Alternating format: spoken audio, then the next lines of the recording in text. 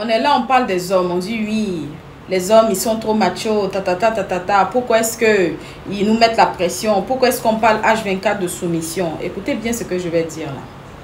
Je dis, toi homme, et c'est le même conseil que moi je donne à mes frères.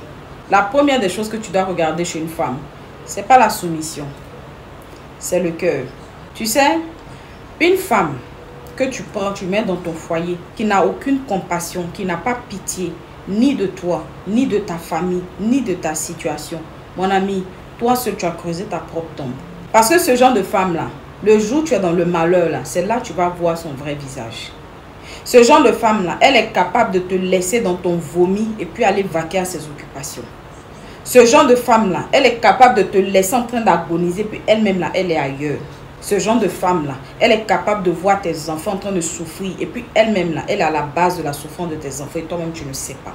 Vous les papas qui avez des enfants et vous vous êtes remariés à une autre femme, pour ceux qui ne savent pas, demander à vos enfants.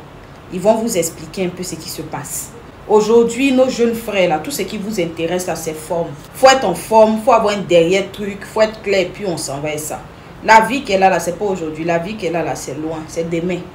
C'est le temps de la vieillesse là, c'est là-bas on sait si tu as marié bonne femme ou pas. C'est quand tu ne seras plus en activité, quand tu n'auras plus assez de force pour aller chercher l'argent pour envoyer à la maison là. C'est ça, c'est la partie là, tu sauras en fait si tu as marié femme ou bien si tu as marié quelqu'un qui était là pour les intérêts. Sinon pour le moment tu as encore la vigueur où tout va bien là, tu peux pas bien comprendre, tu peux pas bien voir. C'est dans tes vieux jours que tu vas comprendre qui tu as marié. Quand vous rencontrez quelqu'un là, ce que vous devez mettre dans votre tête là, ce n'est pas là, le fait de sortir avec la personne aujourd'hui. Bon, de toutes les manières, soit c'est séparé, on s'est séparé. Non, préparez votre demain. Rassurez-vous que vous êtes en couple en fait avec des gens qui, lorsque vous serez dans vos vieux jours là, vous aurez le même amour, la même intensité, la même complicité, mais surtout la même compassion. Ce cœur altruiste là, est-ce que cette femme-là, elle aura ça? C'est le premier critère que vous devez regarder avant même de parler de soumission.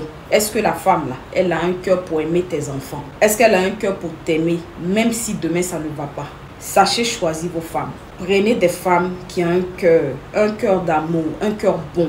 Même si elle ne vous respecte pas, même si elle est impolie, même si elle est comment. Mais tu sais que dans son défaut-là, côté méchanceté là, c'est pas dedans. Il y a des femmes, elles sont très soumises, mais très mauvaises. Il y a des foyers où madame ne parle pas comme monsieur parle, mais comme monsieur bouge, que les enfants sont là, il prend les enfants, les met dans barrique. Vous savez que c'est vrai. Vous avez déjà eu forcément une voisine qui traitait les enfants de son mari quand le mari n'est pas là. Mais quand le mari est là, c'est tout doux. Eh chérie, oh mon bébé, oh elle prépare, elle dépose. Mais dès que le monsieur tourne dos net, les enfants vont lire l'œil et puis n'ont pas le droit de venir dire à leur papa ce qui se passe. C'est vrai ou bien c'est faux? Même si ta femme elle est impolie, elle ne te respecte pas, elle ne dépose pas la nourriture à temps bien, je ne sais pas quoi. Ça, c'est des choses que, au fur et à mesure, vous allez trouver un moyen de pouvoir stabiliser ça dans le foyer et tout. Mais la première des choses qui rime, c'est le cœur. Parce que le truc, c'est quoi? C'est qu'elle est venue te trouver, tu avais déjà tes enfants. Elle a accepté d'être avec toi. Malgré que tu avais tes enfants, elle a accepté d'être avec toi. Donc toi, là, normalement, ce que tu dois regarder, là, c'est est-ce qu'elle aime véritablement tes enfants? Parce qu'il y a des gens qui n'aiment pas les enfants d'autrui. Je dis, il y a des gens qui n'aiment pas les enfants d'autrui. Vous savez très bien de quoi je parle. Donc, vous-même les papas là, de temps en temps là, ayez l'œil ouvert. Ne vous contentez pas juste de prendre une femme parce que vous avez besoin qu'elle prépare la maison. Bon, du moment où moi, ma femme, elle est soumise, elle me montre. Non, regardez vos enfants. Regardez bien vos enfants. Regardez le comportement de vos enfants. Demandez, parlez avec vos enfants. Et quand vos enfants viennent vous dire ce qui se passe là, n'allez pas tout de suite là pour faire par là. Parce que le problème, c'est que vous n'êtes pas là. Je dis que vous n'êtes pas là. Vous allez les laisser avec la dame, vous allez répartir. Vous ne savez pas ce qui va se passer derrière. Parce qu'il y a beaucoup de personnes qui, dans leur enfance, ont été traumatisées comme ça. Et jusqu'à présent, ils n'arrivent pas à s'en sortir. C'est la vérité que je suis en train de vous dire. Vous êtes nos papas, mais généralement, là, vous ne posez pas question aux enfants.